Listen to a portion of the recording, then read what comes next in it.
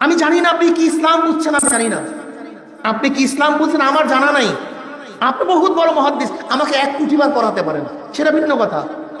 আপনার এলেম অনেক বড় থাকতে পারে, কিন্তু কোরআনের ভাষায় উত্তম উম্মত হওয়ার জন্য আল্লাহ পাক যে সিফাত বয়ান করছেন, যে গুণ বয়ান করছেন, সেই গুণ আপনার মধ্যে নাই, সেই গুণ আপনার মধ্যে নেই। আপনি জিহাদের শুধু তর্জমা করছেন কেতাল, কেতালের বাহিরে কোনো জিহাদ নেই। বেশ ভালো কথা, আপনি আপনার উপরে কঠোরতা নিয়ে আসছেন, কোনো সন্দেহ নাই। যদি আপনি জিহাদকে শুধু কেতালই মনে করেন, সমস্যা কি? নেমে যান। এই কথা বলেন না কেন?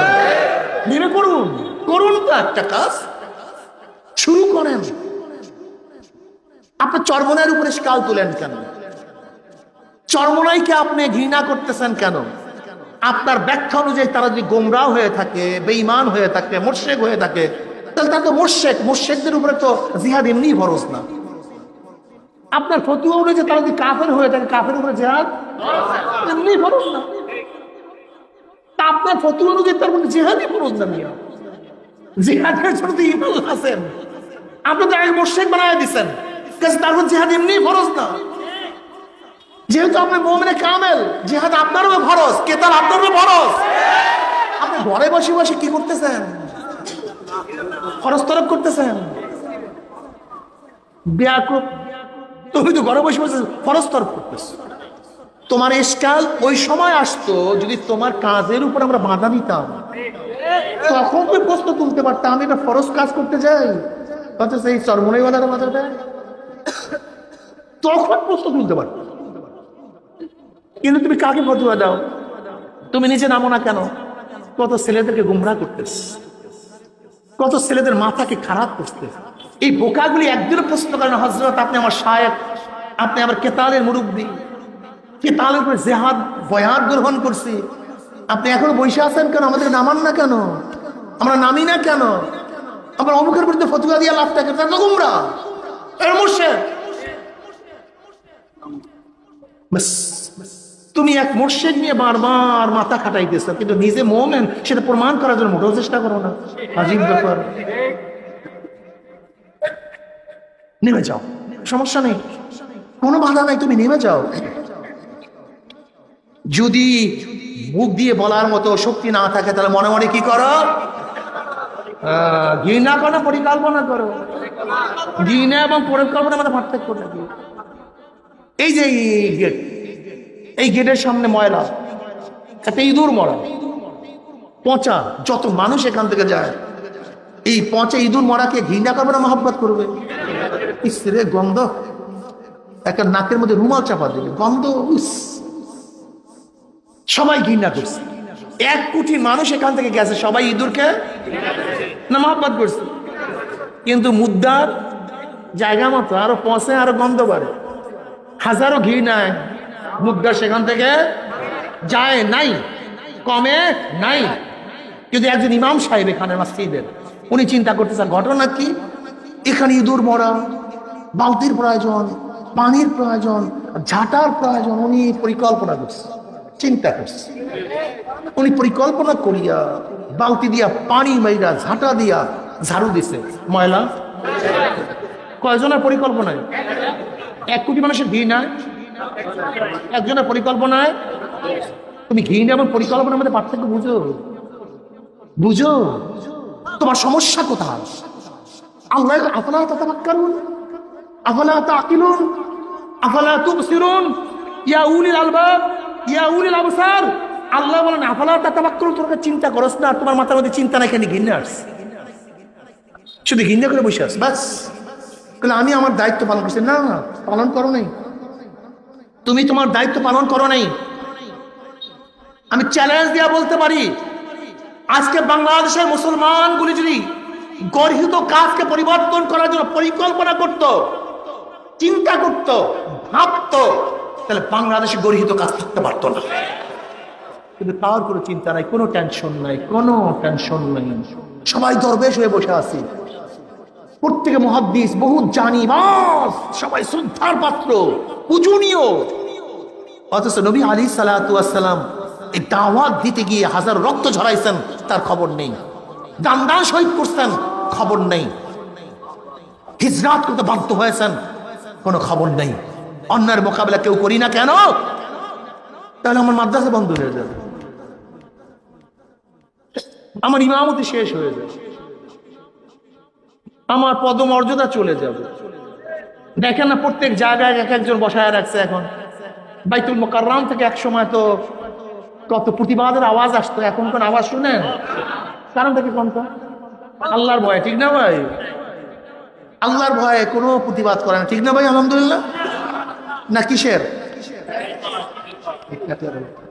এই যত ফতুয়া দেই না আমরা, সব কিন্তু প্যাটার পিট, সব প্যাট পিট। এই যত ফতুয়া দেয়, যত মৌলবীরা, যত মুহাদ্দিস মুফতিরা বড় বড় খালি ফতুয়া দেয়, সব প্যাট পিট আর কিচ্ছু না। সব প্যাট পিট, সব প্যাট পিট। খাবো কি? জেলে যাব, মাইর খাবো, এই প্যাট পিট আর ফতুয়া দিয়ে বেড়াই। তুমি চরমনের স্কাল তোলো কি? আমি তোলাবাদেরকে একটা কথা বলবো, খুব ভালো মতো বুঝবা। চরমনের উপরে যে স্কালগুলি তোলা হয়, তুমি দেখবা এই কাজগুলি আমাদের আকাবারদের মধ্যে কেউ করছে কি করে নেই। প্রথমে এটা দেখবা। ফার্স্ট যখন কোনো স্কাল তুলবে, প্রথমে দেখবা আমাদের আকাবারদের মধ্যে কেউ করছে কি। ধরে নাও ইল্লাল্লাহ জিকির স্কাল তুলতে পারে, প্রথমে দেখবা ইল্লাল্লাহ জিকির দেওবন্দালারা করে কি করে না। যদি দেখি সবাই করে, তাহলে তুমি এদের বেশ কাল তুলো কেন, তাদের তুলো না কেন? কথাটা বুঝাতে পারি। রাজনীতি তুমি প্রথম দেখবা কেউ করে কি করে না। যদি দেখো সবাই করে, তাহলে প্রশ্ন তাদের উপরে না কেন, এটার উপরে কেন? কারণটা কি? কথাটা বুঝাতে পারি। নির্বাচন, নির্বাচন প্রথম দেখবা কেউ করে কি। যদি সমস্ত ওলামায়ে কেরাম নির্বাচন করে, তাই কারোর উপর প্রশ্ন নাই, চরমনের উপর প্রশ্ন কেন? কথাটা বুঝাতে পারিনি, কথাটা বুঝাতে পারিনি। বয়ানের মধ্যে হাত চিক দিয়া নিজের হালাত পরিবর্তন হওয়া। তুমি দেখবা সাহাবাদের মধ্যে এরকম হয়েছে কি হয় নাই? দাজ্জাল মুসলিমুনা দাজ্জাতাল বুখারীর মধ্যে রওয়ায়াত আছে, নবী আলাইহিস সালাতু ওয়াস সালাম কবরে বয়ানের সময় এমন হায়বাস শুরু হয়ে গেছে, চিল্লাচিল্লি শুরু হয়ে গেছে। রাবি বলেন, আমি নবী আলাইহিস সালাতু বয়ান শুনতে পাইতেছিলাম না চিল্লাচিল্লির কারণে। যদি মনে করে কেউ চিল্লাচিল্লি করে, আমরা তো উৎসাহিত করি না। যদি কেউ করে মানুষকে দেখাবার জন্য, রিয়া হারাম কবিরা গুনাহ। আর যদি নিজের খেয়ালের বাহিরে অচেতন হয়ে করে, তাহলে সাহাবারাও করছে, তা ইশকাল তো সবার উপর করবে, তা চরমনের উপরে কেন? কথাটা বুঝাতে ফার্স্ট তুমি দেখবে এই কাজটা অন্য কেউ করছে কি করে। যদি করে, তাহলে শুধু চরমনাই কেন? তার মানে উদ্দেশ্যটা কি? উদ্দেশ্য আর কিছু না। আজকে এক হক জামাতকে আল্লাহ পাক রব্বুল আলামিন শক্তিশালী করছেন, এদেরকে দমন করার জন্য ওই সমস্ত ইয়াহুদ এবং খ্রিস্টানরা একদম দালাল সৃষ্টি করছে, কিচ্ছু না। যদি নির্বাচন করার জন্য গোমরাহ হয়, সমস্ত ওলামা জমিয়ত ওলামা ইসলাম সবাই তো গোমরাহ, দেওবন্দের সবাই গোমরাহ, পাকিস্তানের সবাই গোমরাহ, বাংলাদেশের সমস্ত ওলামাই কেমন গোমরাহ, কারণ সবাই নির্বাচন করছে, নির্বাচন করে। যদি নির্বাচন করার জন্যই চরমনাইওয়ালারা গোমরাহ হয়, তাহলে দেওবন্দওয়ালারা নির্বাচন করে না। হোসেন আহমদ মদনী রহমতুল্লাহ আলাইহি এত তারিফ করো, তিনি কি নির্বাচনের জন্য ভোট চান নাই? তাহলে গোমরাহ হলে সেটি হবে না, তাহলে চরমনাইওয়ালারা গোমরাহ হবে। হ্যাঁ, মাছ খায় সব পাখি, নাম শুধু মাছরাঙ্গা, এর কারণটা। এর জন্য প্রথমেই দেখবা এই কাউ যখনই তুলবে, প্রথমেই দেখবা অন্য কাউ এই কাজটা করছিল করে নেই। যদি দেখো সবাই করে, তাদেরকে শায়েক মানে, কিন্তু চরমনাইওয়ালা থেকে মানে না কেন? কারণটা কি? যারা নির্বাচন করে, শুধু তাই নয়, রাবেয়া বসরি বলে শেখ হাসিনাকে, যারা শেখ হাসিনাকে রাবেয়া বসরি বলে, আর নবী নুহের নৌকাকে আওয়ামী লীগের নৌকা বলে। তাদেরকে যদি এত প্রশংসা করতে পারে, তা চরমনাইওয়ালারা এত ঘৃণার পাত্র হবে কেন? কারণটা কি? আফালা তাতাফাক্কারুন, আফালা তুবসিরুন, আফালা তাকিলুন। চক্ষু নাই তোমাদের, মাথা নাই, জ্ঞান নাই, তুমি বুঝো? চরমনাইওয়ালাদেরকে কিছু দিয়ে ঠেকাতে পারে না। এদেরকে রাজাকার বলার ক্ষমতা ওদের বাবারও নাই। আমাদের চরমনাই মাদ্রাসায় ছিল মুক্তিযোদ্ধাদের ক্যাম্প, ওই এলাকার সমস্ত হিন্দুরা আমাদের মাদ্রাসায় এসে আমাদের বাড়িতে এসে থাকছে, ওদের বাবারও শক্তি নেই আমাদের রাজাকার বলে। কথাটা বুঝাতে পারিনি। চরমনাইওয়ালাদেরকে এমপি এবং মিনিস্টারের লোভ দিয়া কেনার ক্ষমতা ওদের মধ্যে নাই। চরমনাইওয়ালাদেরকে হাজার হাজার কোটি টাকা দিয়ে কেনার ক্ষমতা ওদের মধ্যে নাই। ভয় ভীতি দেখাইয়া ফিরাবার ক্ষমতা ওদের মধ্যে নেই। এখন ফিরাবে কিভাবে, দমাবে কিভাবে? একদল দালাল বের করছে, একদল দালাল বের করছে আলেমের নামে।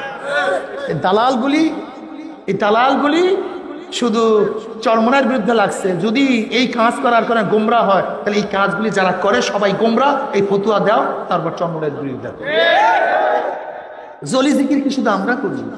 গিয়ে দেখো সাত্তা মসজিদে এমন জোরে জলি জিকির করে মসজিদ ফাটায় হলো। যদি জলি জিকের জন্য গুমরাহ হয়, রশিদ আহমদ গঙ্গুর রহমতুল গুমরাহ হবে, হোসেন আহমদ বদিউর রহমতুল্লাহ আলী গুমরাহ হবে, হাসিজাব রহমতুল্লাহ গুমরাহ হবে, কাসিম নাজুর রহমতুল্লাহ গুমরাহ হবে, হোসেন আহমদ মাদানী গুমরাহ হবে। নাউজুবিল্লাহি মিন যালিক। তারপরে আমরা গুমরাহ হব, আমরা তার অনুসরণ অনুকরণ করব। আর আমাদের কিছু তোলাবা আছে মাথা মোটা, কোনো এক পাগল কোনো কথা বললে ফুক দিলি, তাহলে অমুক শায়েক বলছে রে, খাইছে তো বিশাল শায়েক। ঘিলু নাই মাথার মধ্যে, বাংলাদেশের পরিস্থিতি সম্পর্কে কিচ্ছু জানে না, কোথায় কি হচ্ছে না না হচ্ছে কোনো খবর নেই। বাস ফতুয়া মারছে তো উল্কার দিকে ছুটছে। আমার তোলা বাবারা খুব খেয়াল রাখো, সঙ্গীন জমানা। আজকে দেখছো অবস্থাটা কি? আজকে পিটিয়ে মুসলমান মেরে ফেলে, কিন্তু কেউ মুখ খুলাবে। তুমি জানো অবস্থা কি চলতেছে? এই দেশ কে চালায়? জানো কতজন বিচারক ভারতে যাইতেছে প্রশিক্ষণ নেওয়ার জন্য কিভাবে বিচার করবে? 100 বিচারক এখন ভারত যাইতেছে, 100 বিচারক প্রশিক্ষণ নেওয়ার জন্য। 50 জন বিচারক যাইতেছে ভারতে ট্রেনিং দেওয়ার জন্য। তুমি জানো বাংলাদেশটা কি হচ্ছে? সাধারণ একটু ক্ষমতার জন্য, একটু নেতৃত্বের জন্য আমাদের মুসলমানের গোষ্ঠী আজকে বাংলাদেশকে ভারতের কাছে উঠাই দিতে আসে। আমরাই তো দিচ্ছি, আমরাই তো আওয়ামী লীগ করি, আমরাই তো ক্ষমতার জন্য পাগল হয়ে গেছি। আজকে ভারতের প্রেসক্রিপশন অনুযায়ী দেশ চলে, যা বলে তাই হয়। সব জায়গায় ভারত কোন জায়গায় কাকে নেতৃত্ব দিবে বসাবে সব ভারত থেকে আসে।